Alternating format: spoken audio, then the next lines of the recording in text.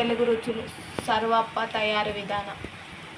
Telangana special Sarvappa. సొరకాయ, సగం సొరకాయ, కరివేపాకు, పచ్చిమిర్చి, కొత్తిమీర, ఉప్పు, అల్లం వెల్లిగడ్డ వేసి పేస్ట్ చేసుకోవాలి. మిక్సీ పట్టుకోవాలి.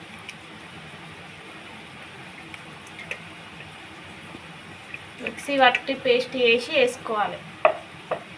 కొంచెం పల్లీలు వేయించి కొంచెం కచ్చపెచ్చ పొడి వేసుకోవాలి.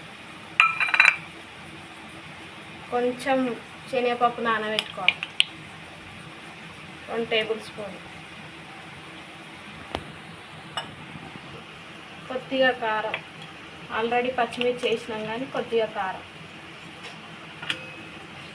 బియ్యం పిండి జల్లెడ పట్టుకోవాలి.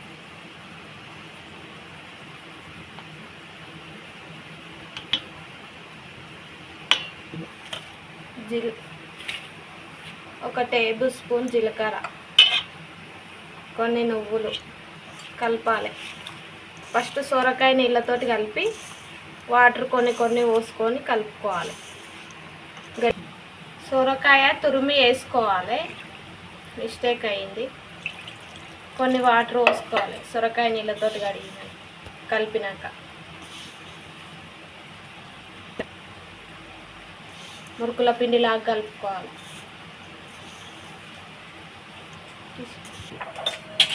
ఇట్లా కలుపుకోవాలి. పిండి కలిపి గిన్నె కొత్తాలి. మంచి మందం గిన్నె కొత్తి పొయ్యి మీద పెట్టాలి.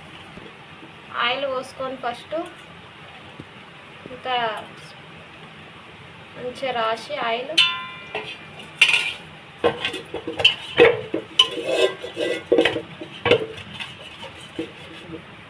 మందం గిన్నె తీసుకొని ఆయిల్ పోసి ఇట్లా మంచిగా రాసుకొని కొంచెం ముద్ద తీసుకొని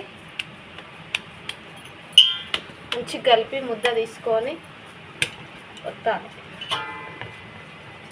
ఆయిల్ పోసుకుంటూ వత్తాలి.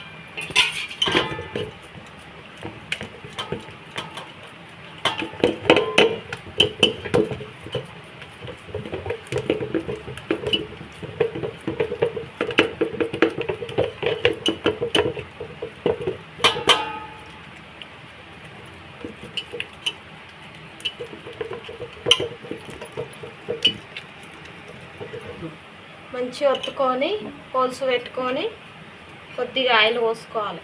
మళ్ళీ స్టవ్ ముట్టించి పొయ్యి మీద పెట్టి